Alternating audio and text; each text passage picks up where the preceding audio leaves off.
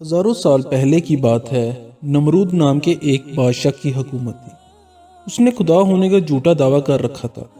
وہ جو اسے خدا نہ مانتا اس پر ظلم و ستم کرتا اور قتل بھی کروا دیتا تھا۔ اس دور کے نبی حضرت سیدنا ابراہیم علیہ السلام بھی نمرود کو خدا نہ ماننے کی وجہ سے آگ میں ڈالے گئے، مگر اللہ پاک کے حکم سے وہ آگ آپ علیہ السلام کے لیے ٹھنڈی ہو گئی اور آپ محفوظ رہے۔ حضرت ابراہیم علیہ السلام کو آگ میں ڈالے جانے کے کچھ دن بعد سخت قحط پڑا اور کھانے پینے کا سامان ختم ہو گیا۔ لوگ نمرود کے دربار میں جا کر اناج کی درخواست کرتے تھے۔ جواباً نمرود ان سے اپنے خدا ہونے کا اقرار کرواتا۔ جو اسے خدا مانتا اسے اناج مل جاتا اور جو نہ مانتا اسے خالی ہاتھ جانا پڑتا۔ حضرت سیدنا ابراہیم علیہ السلام بھی اناج لینے نمرود کے پاس گئے۔ نمرود نے پوچھا، تمہارا رب کون ہے؟ فرمایا، میرا رب وہ ہے جو زندہ کرتا ہے اور موت دیتا ہے۔ یہ سن کر نمرود بولا، یہ قدرت تو میرے پاس بھی ہے۔ یہ کہہ کر اس نے 2 قیدی بلوائے، ایک کو چھوڑ دیا اور ایک کو قتل کروا دیا۔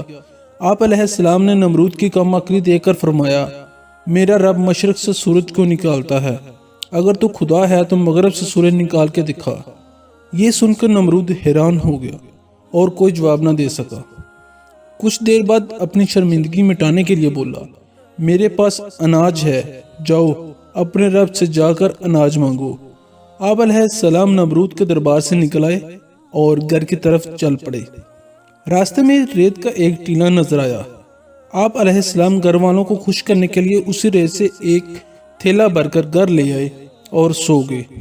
اللہ کی شان دیکھیے کہ آپ کی بیوی حضرت سیدنا سارہ رضی اللہ تعالیٰ عنہ نے تھیلا کھولا تو وہ آٹے سے بھرا ہوا تھا۔ انہوں نے فوراً روٹیاں بنائیں اور آپ کو جگایا۔ روٹیاں دیکھ کر آپ علیہ السلام بولے، یہ کہاں سے آئیں؟ انہوں نے کہا، یہ اسی آٹے سے بنائی ہیں جو آپ تھیلے میں بھر کر لائے تھے۔ حضرت ابراہیم علیہ السلام سمجھ گئے کہ اللہ پاک کی طرف سے ریت آٹے میں تبدیل ہو گئی، چنانچہ آپ نے اللہ پاک کا شکر ادا کیا۔ ادھر اللہ پاک نے انسانی شکل میں ایک فرشتہ نمرود کے پاس بھیجا۔ فرشتے نے اس سے کہا، تیرا خدا کہتا ہے تو مجھ پر ایمان لے آ، میں تیری بادشاہت برقرار رکھوں گا۔ نمرود بولا، کون خدا؟ خدا تو صرف میں ہوں۔ فرشتے نے دوسری اور پھر تیسری بار اپنی بات دہرائی، مگر ہر بار نمرود نے انکار ہی کیا۔ نمرود کی اس سرکشی کا نتیجہ یہ ہوا کہ اللہ پاک کی طرف سے مچھروں کی فوج نمرود کے لشکر پر مسلط ہو گئی، جس نے لشکر کے تمام افراد کا گوشت کھا کر سارا خون پی لیا اور ان کی صرف ہڈیاں باقی رہ گئی۔ مچھر اتنے زیادہ تھے کہ سورج کی روشنی دکھائی نہیں دیتی تھی۔ نمرود یہ ہولناک منظر دیکھتا تھا مگر کچھ کر نہیں سکتا تھا۔ اس کے بعد اللہ کا کہنا یہ ہوا کہ ایک مچھر نمرود کے ناک کے راستے دماغ میں گھس گیا اور مغز کھانا شروع کر دیا۔ درد کی شدت سے نمرود پاگل ہونے لگا اور اس نے اپنی تکلیف ختم کرنے کے لیے سر پر ڈنڈے لگوانا شروع کر دیے۔ خدا کی قدرت کہ جب سر پر ڈنڈا پڑتا مچھر کاٹنا چھوڑ دیتا اور جب ڈنڈا نہ پڑتا تو کاٹنا شروع کر دیتا۔ کیفیت یہ ہو چکی تھی کہ جو شخص نمرود کے سر پر زوردار ڈنڈا لگاتا وہ اس کا ہمدرد کہلاتا۔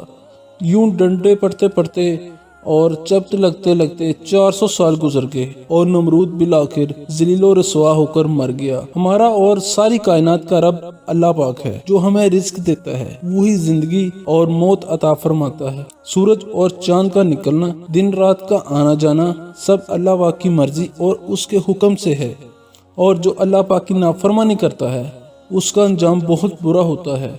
ہمیں چاہیے اللہ پاک کی نعمتوں کا شکر ادا کریں اور کبھی بھی کسی بات پر غرور نہ کریں۔